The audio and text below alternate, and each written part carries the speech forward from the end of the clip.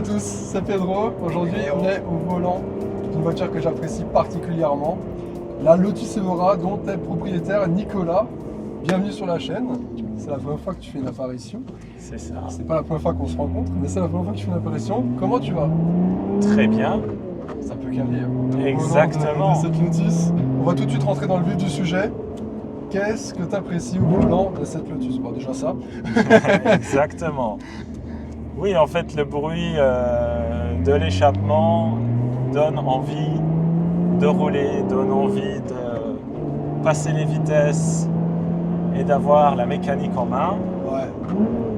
Donc, peu importe ce qu'on fait, on est toujours bien réjoui par la sonorité. C'est clair, on a un petit V6, enfin un gros V6 derrière, d'origine Toyota, c'est ça? C'est exact, c'est un V6 de 3,5 litres de cylindrée qui vient de chez Toyota. Ok. Et qui a été un peu retravaillé. On va pas dire retravaillé au niveau moteur, pas les internes, mais Lotus a mis un compresseur qui fournit donc pas mal de petits chevaux. Là on est sur les voies 400 pour... Oh là là, on est saoulé. Pour 400 chevaux du coup, forcément, comme son nom l'indique. Et oh là là, le châssis par contre, ça vire à plat. Oh là là.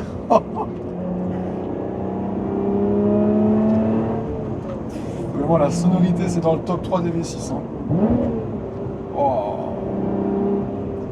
Pas talon pointe automatique, hein, tu le fais toi-même, ouais. C'est ça, ouais. Oh. C'est vraiment parfait comme sonorité, c'est juste ce qu'il faut. Là on est en mode sport, donc on a les valves ouvertes, c'est ça? Oui. Les valves d'échappement sont ouvertes pour bien faire respirer le moteur.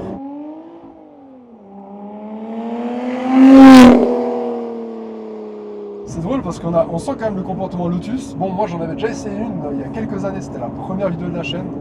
Alors ça date un petit peu, mais malgré que ce soit la GT de Lotus, c'est vrai qu'on a quand même un comportement très précis, très sportif et très plaisant parce qu'au final, c'est une direction super précise. On en a parlé un petit peu en off avant, tu as une Clio 3 RS aussi. Oui. Et tu retrouves un petit peu cette précision au niveau du volant? Absolument, on a tout de suite ce ressenti de sécurité, de ne pas se faire surprendre par des comportements d'où on ne s'attendait pas. La direction est très très directe, donc on sait tout de suite ajuster en cas de nécessité le volant. Et bon, effectivement, on sait aussi très bien ressentir l'adhérence et les différents profils de la route. Ce qui est dans une voiture plus normale, plus de tous les jours, on ressent beaucoup moins. Ouais, tu ressens vraiment la route, tu sens les roues et du coup c'est super vivant. Même au niveau du son, on entend vraiment toute la mécanique. C'est tellement plaisant, on ne retrouve pas ça dans toutes les voitures. Oui. Et là on a vraiment quelque chose de... On entend l'embrayage, on entend la boîte travailler, on entend l'échappement aussi. Mais non, franchement, moi j'adore. Hein. Ça fait très longtemps que je te parle dans une Lotus V6. Et ça fait plaisir là, de le réentendre. Il est d'ailleurs sur l'Emira encore, sur la dernière thermique. C'est vrai que la gamme a bien changé depuis. Hein. L'Evora, elle n'est plus au catalogue. Elle a quitté le catalogue en même temps que l'Elise l'exige. Donc là on se retrouve avec l'Emira et 2 véhicules électriques. Et malheureusement, sur l'Emira, le V6 n'est plus disponible. Ah oui, déjà? Oui. Oh non, il n'y a plus que le 4 cylindres AMG? C'est ça, ils ont arrêté le V6 parce que je pense qu'au niveau émission, c'était trop chaud. Donc ils se sont dit, ok, on va faire un moteur, certes qui est un 4 cylindres, mais au moins sur celui-là, on a moins de mal à régler les émissions et le malus aussi. Le malus directement lié à ça. Au Luxembourg, on n'est pas trop gêné vis-à-vis de ça, mais en France, Non. c'est 60 000 coups. C'est ça. Ça fait mal. Ça fait très mal. On va switcher de conducteur. Je suis assez content de pouvoir du coup l'essayer en boîte manuelle parce que celle que j'avais essayée était en boîte auto. Donc on va voir ce que ça change. Ça change tout. On va voir ça. Allez, c'est parti. Hop, je viens de faire mes petits réglages. On va voir ce que ça donne. Je prends à gauche du coup là, Tout droit. tout droit. Oh l'embrayage il est facile. Ouais. Ah bah c'est vrai que c'est sensible. Oh l'accélérateur. Putain, je reconnais tout de suite les sensations que j'avais eues avec l'Evo AC. Oh là là. Ouais. On sent que c'est super agile en fait. C'est super. En fait, c'est ferme. C'est bizarre comme comportement. C'est ferme. Mais ouais, ça vire à plat, c'est fou. On sent que c'est safe. Ah, 350Z. C'est ça ce que je disais, c'est vraiment le ressenti de sécurité. Ouais. Et quand on dit Lotus, on se dit souvent, oui, on n'ose pas mettre la voiture dans la main de n'importe qui. Mais sur cette-ci, j'ai pas vraiment de mauvaise conscience de laisser conduire quelqu'un d'autre parce que je sais qu'elle va pas, elle va pas venir avec des comportements complètement imprévisibles, quoi. Ouais, c'est pas trop traître. Non. Ouais, peut-être sur humide quand même, non? Sur humide, oui. Ouais, après, ça reste une propulsion de 400 chevaux. Mais il y a quand même le SP qui prend en main en cas de pépin. Ok, ouais, donc ça aide pas mal quand même. Ouais. C'est vrai que même juste comme ça, on n'est même pas vite, on est à 80 km/h. Ouais. Et on kiffe déjà, on va ouvrir un petit peu les vitres pour voir si sûr. ça sonne. Le souvenir, quand on ouvre les fenêtres, ça gueule bien. Oh là là.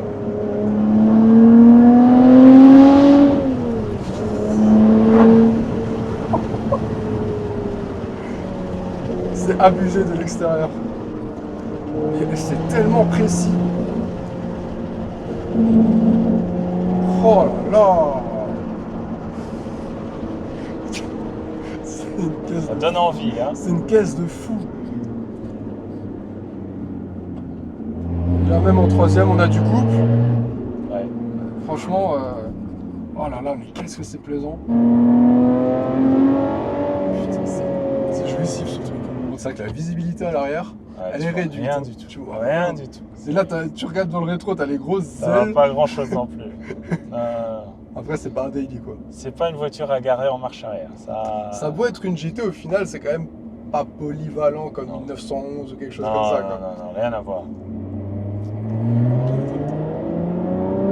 C'est très progressif quand même. Mais par contre, ça pousse de A à Z quoi. Ouais. Et c'est aussi comme je disais, c'est pas que la surprise de la conduite, mais c'est aussi au niveau des surprises du moteur, parce que tu as beaucoup moins l'impression qu'il va te... C'est pas comme un turbo quoi. Voilà. T'as pas bon, le on-off. C'est ça. Les nouveaux turbos, bien évidemment, Ouais, ils sont un peu lissés. ils sont lissés, ils vont limiter le couple, mais voilà. Ici, on sait à quoi s'attendre. Mais c'est vraiment. C'est simple à conduire. Oui. Tu vois, ouais. Bon, en dehors du manque de visibilité, c'est vraiment c'est simple en fait, ça se fait bien. La boîte, l'embrayage, il est top, il est pas trop dur.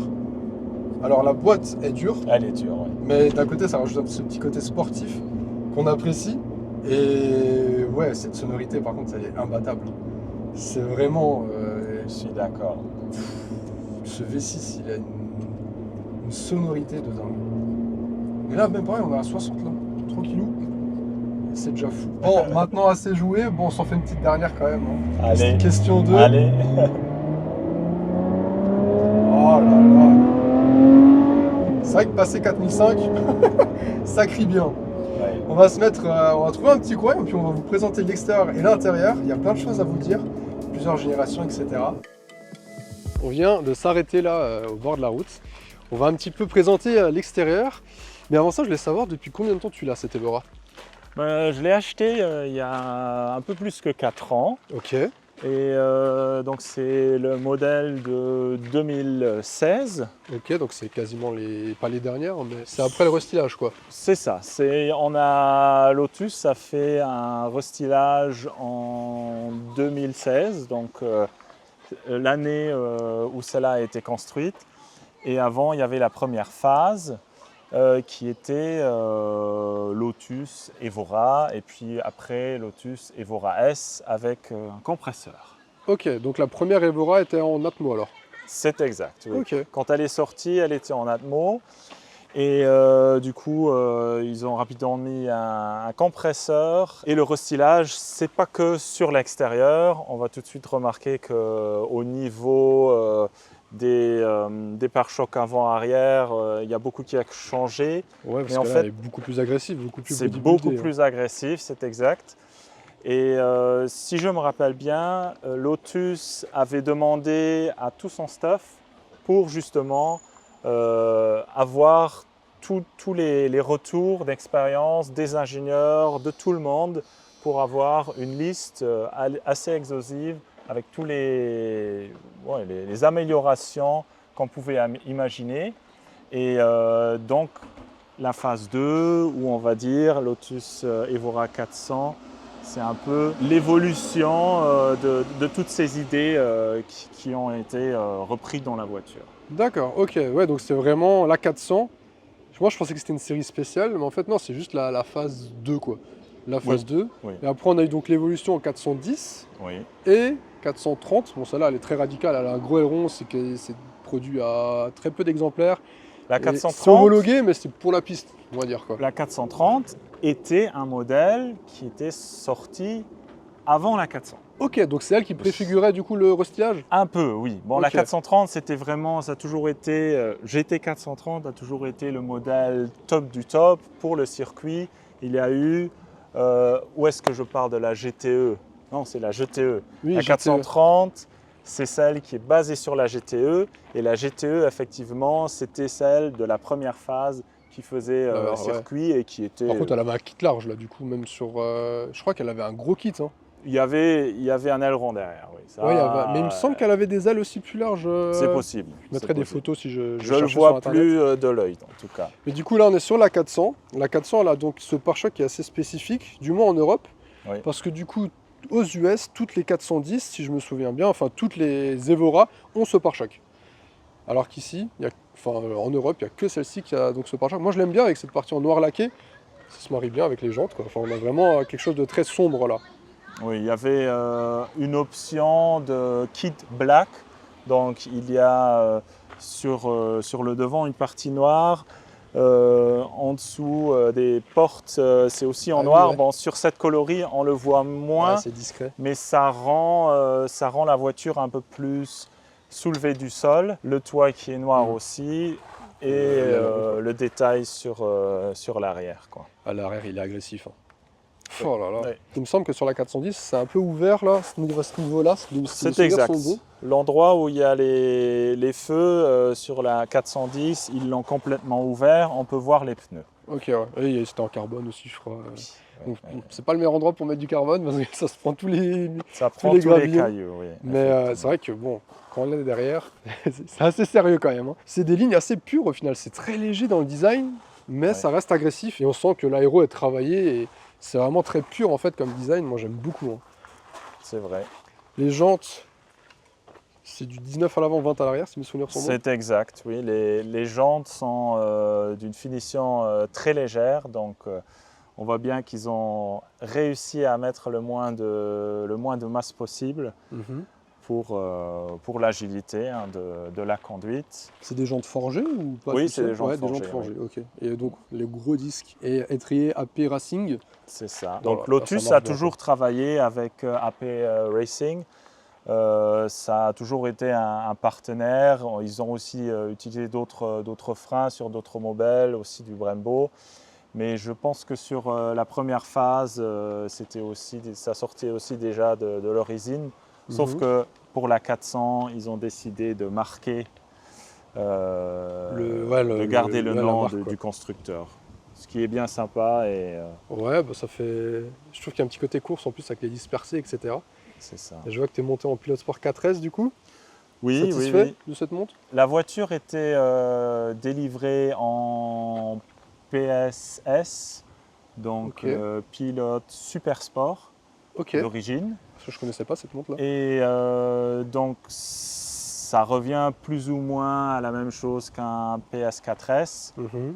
et il n'a plus été refait. Et bon, Ouais, donc tu es parti là-dessus. je suis parti là-dessus parce que c'est le meilleur compromis entre tout. On peut rouler sur route, sous la pluie, comme on veut. On n'est pas forcé d'attendre que les pneus soient vraiment chauds pour avoir une tenue de route. Après, à température, bien évidemment, Oui. c'est plus performant. Ouais, c'est pas comme des Cup 2, quoi. Oui, Là où les c'est Cap 2, des pour quelqu'un qui semi-slicks, fait régulièrement de la piste, les Cap 2, c'est ce qu'il faut. Mais là, sur celle-là, je ne suis pas trop un pistard qui passe ses dimanches sur le circuit. Donc, je pensais que c'était quand même un peu trop, vu que des fois, comme aujourd'hui, on a on a une météo quelques assez gouttes de capricieuse. pluie et on n'habite pas en Californie. Donc, voilà, forcément, Il faut l'entre-deux, quoi. c'est ça. Ouais. Si mes souvenirs sont bons, sur le capot ne souffle pas, Non, mais Non. on a juste la toute petite partie il y a ici la pour les toute petite fluides. Hein. trappe ici, où on peut juste rajouter le liquide de lave-glace, ouais. liquide de refroidissement Ok, ouais. et de frein. Oui, parce que du coup, on a les radiateurs devant, Oui. mais le moteur à l'arrière. Forcément, C'est c'est un exact. central arrière. C'est exact. On a un radiateur qui est penché, on ne le voit pas très bien, mais le radiateur il est penché devant. Bon, on les voit un petit peu Oui. là, je crois. Ah, pas de ce côté, mais ici. On en a un là déjà. Et effectivement, on le voit là, bien penché. On dirait un petit peu une caisse de course, un peu. Parce que du coup, le châssis, c'est en alu, c'est ça? C'est un châssis en alu qui est essentiellement collé aux endroits critiques. Donc c'est collé avec des rivets. Donc il n'y a pas de bouton, rien du tout. Il y a un bouton à la portière, mais sinon c'est sur la clé de c'est Modo. sur la clé. Et du Ok, coup, donc il y a quand même un petit coffre. Hein, ça c'est vrai. Tout petit, Oui. moins que dans la MX-5, hein, comme quoi, tu vois. Donc le petit V6 avec le compresseur situé juste sur le dessus, on voit la poulie là-bas. Et C'est ça. Ouais. Moi, ce que j'adore, comme dit, c'est lorsqu'on roule, on entend vraiment toute la mécanique bouger derrière, vivre en fait. Et c'est vrai que j'ai qu'entendu ça sur les Lotus. En plus, c'est beau, juste le Lotus, paf. Ouais. Et donc d'origine Toyota, c'est ça que tu me disais. Hein. C'est ça, la base du moteur est d'origine Toyota. Et en fait, ce qui a changé aussi sur l'Evora 400, parce que l'Evora S, elle avait 350 chevaux. Ok. Et là, on en a 400. Et donc, ce qui a changé, en fait, c'est que le compresseur qu'on voit ici, il est maintenant refroidi. Donc, on a en fait le boîtier de refroidissement de l'air du compresseur qui est intégré dans le compresseur. C'est pour ça qu'il est beaucoup plus grand aussi. D'accord. Ok. Et on a donc ici, on voit les deux conduites, c'est le circuit de refroidissement du compresseur qui va à chaque moment, à tout instant, refroidir l'air comprimé. D'accord, ça je savais pas du tout, tu vois. Genre, en plus on le voit à travers la vitre, etc. Oui. Franchement c'est cool. Et donc un petit coffre quoi. Voilà, bon c'est pas grand chose, Oui. mais par contre il doit faire chaud là-dedans. D'après Lotus, on pourrait y mettre une sacoche de bâton de golf. Il y a pas mal de place ici vers les coins. On peut vraiment aller jusque-là, aller loin, des deux côtés. Ouais. Mais voilà, pour une valise, ça ne le fait pas. Il faut avoir des sacoches. Et donc, je t'avais demandé tout à l'heure, est-ce que tu avais l'échappement de base? Est-ce qu'il existe du coup des échappements titane aussi? C'est exact. Oui, ça c'est l'échappement de base qui a donc un joli clapet pour faire chanter la mécanique un peu plus. Et ça, on l'a vu que... que ça chante bien. On a un petit diffuseur aussi. En titane, le bruit il devient encore un peu plus métallique, un peu plus racing. Quoi. Ouais, c'est ça. Après là, franchement, ça fait déjà le taf. Hein. Voilà. Ça fait déjà le taf. J'attends une petite question pour toi. Oui. Pourquoi tu es parti sur une Evora? Est-ce que tu cherchais autre chose? Est-ce que tu avais d'autres voitures en vue? Bah le vrai rêve d'un amateur de voiture, c'est toujours d'avoir une sportive. Forcément. Si on ne se voit pas forcément dans une super sportive ou dans une hypercar, mais on a très souvent parlé de l'Evora, même sur la première phase, que c'était un peu... qu'on n'était pas loin des super sportives. Ouais, c'est une bébé supercar un peu. Voilà, exactement les mots qui ont été utilisés dans la presse. Hein, baby supercar, ça a très très largement été utilisé. Bah, ce qui est intéressant, c'est que j'ai toujours été attiré par l'Evora. Les Lotus, ça m'a toujours intéressé, mais quand la première Evora est sortie, il y avait pas mal de gens au Luxembourg qui avaient le même goût que moi. Okay. Et donc, on en voyait pas mal sur les routes et voilà, j'étais toujours accablé, j'en ai vu en bleu. Du coup, je regardais le marché depuis quelques années et j'ai donc remarqué que les premières phases étaient sur un mouvement vers le bas, sur une voiture qui s'est présentée au Luxembourg, que j'ai été voir, c'était une phase 1. Et je m'attendais à une voiture sportive avec 2 places, mais comme j'étais papa, ou je suis papa, on pense toujours aux sorties en famille. Forcément. Et en regardant, en s'informant, j'ai remarqué qu'il y avait effectivement 4 places. Bon, ce ne 4 places là-dedans, oui. pas des places d'adultes. Parce que l'argument, c'est vrai mais, qu'il est ironique un petit peu quand même. Voilà. Mais il y a des places. Voilà. Ouais, on a des places. Donc pour ma fille, à l'époque où j'étais voir certains exemplaires, j'ai pu mettre ma fille sans problème derrière moi en position de conduite. Donc Okay, là, ouais. j'ai pas bougé le siège pour filmer. Ouais. Et vous voyez, il reste pas grand-chose pour les jambes. Ouais. C'est Bon, pas des pour des enfants, quoi. enfants au-dessus de 12 ans, mais voilà, c'était en fait l'argument pour acheter une Lotus Evora parce C'était 4 places, quoi. on a toujours des petits rêves, on a toujours des souhaits, on voit des choses, mais là c'était concret. On savait que le temps était compté, que forcément ma fille allait grandir. Ouais. Et comme elle grandissait déjà pas mal à l'époque, on a essayé, ça allait. Et donc c'était un peu le verdict maintenant ou jamais. Ok, donc tu t'es lancé, t'as acheté. Voilà. Et après, on voit que c'est quand même de l'appoint au final, quoi. C'est vraiment. C'est du provisoire. Hein. Ouais, c'est Les scotché, sièges en sur fait. la première phase, c'était beaucoup plus élaboré, mais ça leur faisait perdre beaucoup de place. Donc là, c'est vraiment une petite mousse en velcro qu'on peut aussi enlever. Et ils se sont dit, ok, ce ne seront pas des sièges pour tous les jours, pour tout le temps. Donc on va y mettre le minimum pour avoir le plus de place possible. Exactement. Oui, parce qu'au final, si maintenant tu veux partir, tu es juste à 2, tu peux détacher les sièges, tu mets des bagages.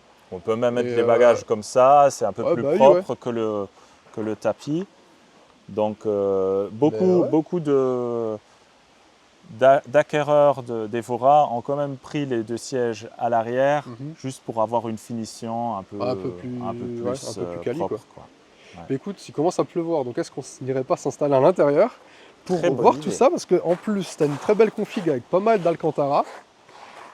Donc hop, ce que j'adore, c'est que c'est super bas, quoi. Vraiment, c'est une baby supercar, quoi. Exactement. Donc déjà, le petit seuil de porte Evora, qui est quand même beaucoup plus fin que sur les, que sur les Exige et Elise.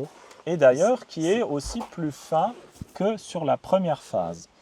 Donc sur la première phase, c'est aussi un des modifications très considérables parce qu'ils ont modifié le châssis. Donc la partie là, sur les premières phases, est plus haute et aussi plus large au niveau des pieds. Donc là, on a presque la place pour bien mettre un pied à côté du pédalier d'embrayage. Ouais, donc tu as un petit repose-pied, quoi. Oui.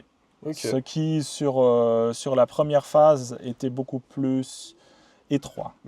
Ouais, parce que là, on a directement la roue, quoi, au final, derrière. Oui. C'est super. Mais franchement, en passager, là, ça va. Hein. On n'est pas trop mal. Hein. Il y a même plus de place que dans les MX-5. Hein. Avec les sièges tout en arrière, sachant que derrière, on ne peut plus mettre personne. Du coup, c'est pas réglable en hauteur. Donc toi... C'est un poil limite. Voilà. Il y avait de la place pour ta fille, mais toi, c'était presque pas le cas. C'est ça, c'est ça. Mais non, franchement, on s'y sent bien quand même. On sent que c'est beaucoup plus qualitatif que dans une Exige ou une Elise. Parce qu'on a quand même du revêtement, on a des plastiques moussés, on a de l'Alcantara, du cuir. C'est beaucoup plus premium quand même que sur les plus sportives, on va dire, quoi. Ils ont dû l'apprendre un peu avec la première phase parce qu'en fait, ils avaient l'airbag ici similaire à la finition. Et puis l'airbag devant, devant le volant qui était similaire aussi. Ok. Et ils ont, sur la première phase, tout recouvert en cuir. Ouais. Et le cuir, avec le soleil et la chaleur, vieillit ça mal, travaille. Donc, sur toutes les Evora, on a souvent les caches qui travaillent un peu. Donc, sur la 400, ils ont complètement restylé le tableau de bord pour éviter d'avoir trop de surface en cuir qui, à ce moment-là, travaille avec le soleil. Et puis ça, enfin, en termes de qualité, visuellement, ça, voilà, c'est quand même propre, quoi, c'est bien. Rien à Malgré qu'il dire, n'y ait pas ouais. du cuir partout. On a Ouais. les petites enceintes posées là, on a le style de tour en Alcantara aussi. Hmm. C'est super doux en plus, c'est vraiment agréable. Et volant pareil, Alcantara cuir. Oui. T'as fait de la route avec des gros trajets ou pas? J'ai fait un petit road trip de 500 km en région Allemagne, frontière française et Luxembourg. Mais ça va, C'est ça se fait. sympa. C'est honnêtement dit, sur une Lotus, on peut faire Ouais, c'est pas 4-5 heures. inconfortable, hein. Non, pas du tout. Bah avant, ouais, pardon, vas-y. Je ne peux pas dire que j'avais mal au dos. Et déjà, ma position de conduite n'est pas forcément la Optimal, plus ouais. idéale, vu ma taille. Mais non, le confort de conduite sur l'autoroute, c'est vraiment très, très à l'aise, quoi. Bah, je me souviens que même dans l'Élysée, en vrai, j'avais fait 3 heures de route d'affilée, ça allait, hein. Je pensais avoir super mal au dos, Ouais. rien du tout. Et c'est vrai que là, c'est ferme, mais c'est pas tape-cul. Après, est-ce qu'on a des suspensions pilotées? Pas du Non? tout. Ok, donc Pas du dans tout. tous les cas, même en mode sport, c'est la même chose. C'est exact. Et ben franchement, ça absorbe bien. Enfin, c'est pas non plus désagréable, quoi, alors qu'on était en ville avec une route bien déformée. Puis on a un compteur, c'est le même que sur les hélices, ça par contre, je crois. Mais on a quand même 2 petits écrans supplémentaires de côté, avec du coup là-bas la pression. Ouais, ça consomme un peu ça? Ça consomme On va, bien. on va voir ça bientôt. Ah Voilà. oui, ok. Ouais, après tu roules pour te faire plaisir, toi, avec Oui. celle-là. Donc en soi, Oui, c'est vraiment que des trajets de plaisir. Bon, là, on est à 120 km pour un tiers, ça va encore. ça va encore. Ça va, avec un V6, ça va. Donc, les 17 litres, c'est peut-être plus lié au fait que pendant la journée, la voiture, elle a tourné sans rouler. Donc, c'est vrai aussi. ça fait augmenter. Je pense réaliste, en kilomètres de plaisir, on tourne autour des 15 litres. Ouais, ça va encore. En vrai, ça va pour un V6. Mais pur plaisir, hein. Ouais, Dès vraiment, qu'il y a un peu d'autoroute, ça descend rapidement Ouais. à 12 sans problème. Ok, ouais, donc ça va encore. Là, on a quelques petits boutons avec les sièges chauffants, le mode sport race, et on peut donc juste ouvrir les valves, c'est ça? C'est exact. Donc si on veut vraiment être en conduite sportive, on va aller sur sport. On entend Ça un petit va peu- ouvrir directement le clapet du pôle d'échappement, mais ça va rendre aussi la nervosité de l'accélérateur Ouais, qui est un peu plus sensible, ouais. qui est un peu plus sensible. Aussi au niveau des assistants, il y a l'ESP qui est un tout petit peu moins contraignant. Ouais, ok, ouais. Après, on a le mode race. Pour y aller, il faut le pousser plus longtemps. Ah oui, ok, donc là, il y a le régime qui monte, Il y a le régime qui monte et aussi le SPF. le SP off. Et voilà, Voilà. c'est vraiment aussi au niveau de l'agressivité du moteur, c'est tout autre Ouais, chose, hein. ouais, c'est Ça, beaucoup ça plus réagit, réactif, ouais. ça réagit un peu différemment. Pour moi, c'est pas forcément quelque chose que j'utilise parce que voilà, il faut vraiment bien maîtriser et je pense que c'est à utiliser avec des stages de pilotage parce que Sur circuit, on quoi, peut pas déjà, prendre. sur la route. Oui, sur Ouais. circuit, absolument. Ça, Ce c'est qui cool. est chouette, c'est que sur le mode sport, en fait, en balade, le pot d'échappement sera toujours ouvert, mais on attend tout le temps le bruit de l'échappement. Mais si en balade, on arrive à un village, on a la possibilité de fermer le pot d'échappement en restant sur le mode sport. Ah, ça, c'est cool, ça. C'est vrai que ça évite de réveiller tous les voisins, quoi. C'est ça. Et aussi sur des circuits où C'est vrai. les décibels sont limités, bah, Ça aide un c'est petit peu, conseillé de fermer le pot d'échappement et ça permet quand même de rester en mode sport. Surtout que le V6 là, chez Lotus, il a tendance à se faire un petit peu, C'est exact. un petit peu crier dessus, quoi, parce que c'est vrai que justement il crie un peu trop, et sur circuit, c'est vrai qu'une fois qu'on passe les, je sais plus combien de tours c'est sur les exiges. 4000 et demi, Ok, 4500. Il va ouvrir d'office l'échappement Ouais. pour, parce qu'il doit Il va échapper, évacuer, quoi. évacuer les gaz. Donc à partir des 4005, commence à être un ça petit peu commence trop à bruyant. faire beaucoup de bruit. Mais il y a moyen. C'est aussi un atout pour la voiture. Si on veut faire un tour le soir sans déranger Ouais. quelqu'un, peut on se le faire met en mode sport, on ferme le Ouais. clapet et on fait attention de ne pas dépasser les 4500 tours. Et on est- Vu le moteur coupleux avec son compresseur, on peut quand même se faire plaisir. Bon, c'est peut-être moins plaisant pour les oreilles, Mais au moins il y a le respect des autres. mais voilà, on respecte et c'est quand même important. Bon, on arrive sur la fin de cet essai. Merci Nicolas du coup d'être venu présenter ton petit jouet, enfin ton jouet un petit peu sérieux déjà. Et c'est un grand plaisir du coup de réaccueillir entre guillemets l'Evora un peu plus concrètement, parce que la première vidéo à l'époque, c'était vraiment la première vidéo de la chaîne, donc c'était un peu éclaté. Là, on a fait quelque chose de plus sympathique. Merci à toi. J'espère que cet essai vous aura plu. Si c'est le cas, n'hésitez pas à lâcher un petit j'aime, à vous abonner à la chaîne, c'est très important. Je sors un essai tous les dimanches soirs. En attendant, je vous dis à très bientôt pour de prochaines vidéos. Allez, salut! Salut!